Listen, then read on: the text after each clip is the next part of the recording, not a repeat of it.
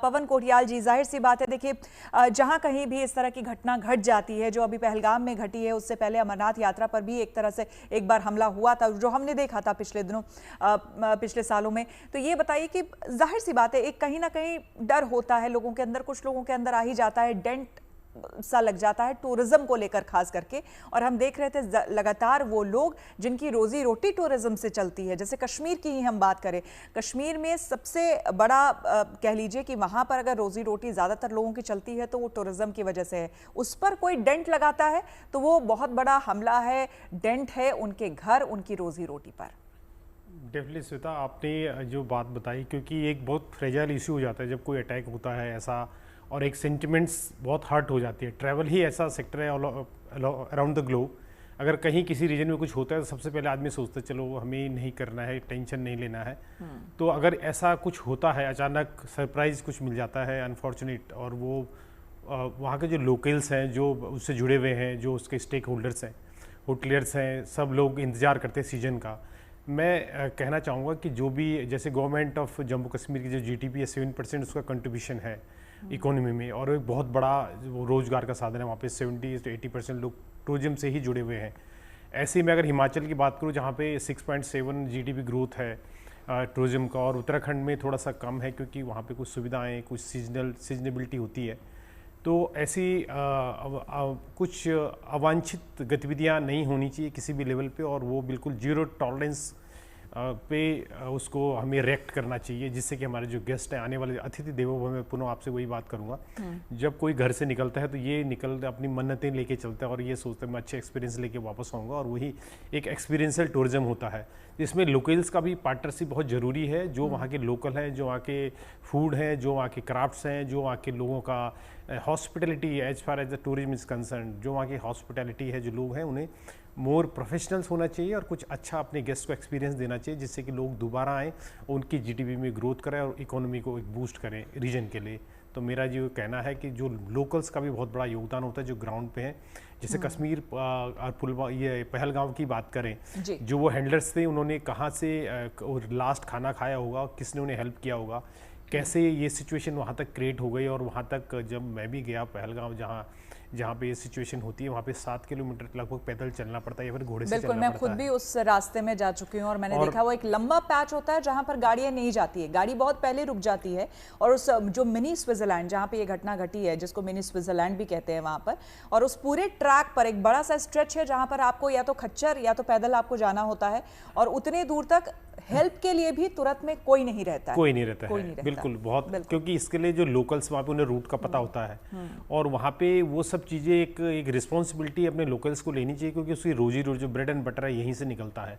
आप देख सकते हैं कि जो जैसे उत्तराखंड की बात करें, 2030 तक 30 करोड़ का में जो टूरिज्म डेवलपमेंट बोर्ड है उत्तराखंड का, उन्होंने एक टारगेट रखा हुआ है। इस बार जो कश्मीर में बहुत शानदार ट्रैवल चल रहा था और लगभग 2 करोड़ लोग आने की संभावना थी वहाँ पे। आप बिलीव कर सकते हैं, मतलब कितने मिलियंस, आप 20 मिलियंस की बात कर सकते हैं।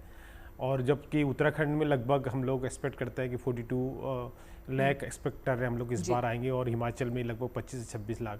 तो अच्छा खासा टूरिस्ट फ्लो हो रहा था और एक अच्छा सा एक मोरल, बिल्कुल, लेकिन फिर भी हम उम्मीद करेंगे, बिल्कुल पवन जी, लेकिन फिर भी हम उम्मीद करेंगे जिस तरह से भारतीय सरकार जो है और एडमिनिस्ट्रेशन जो है अब एक्ट कर रही है, इंडियन फोर्सेज जिस तरह से एक्ट कर रही है, बहुत संभव सब कुछ कश्मीर में भी, जम्मू कश्मीर में भी पटरी पर आएगा और सब कुछ पहले की तरह हो जाएगा। उम्मीद तो हम यही करेंगे।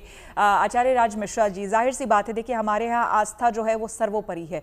आप सुन ही रहे होंगे कि देखिए अभी अभी ये घटना घटी है पहलगाम में, लेकिन अभी आप सुन रहे होंगे जो लोग रजिस्ट्रेशन अमरनाथ यात्रा की करवा रहे हैं, वो कह रहे हैं उनके मन में कोई डर नहीं है, कोई संशय नहीं है कि हम जाएंगे भी या नहीं जाएंगे, जाना ही जाना है।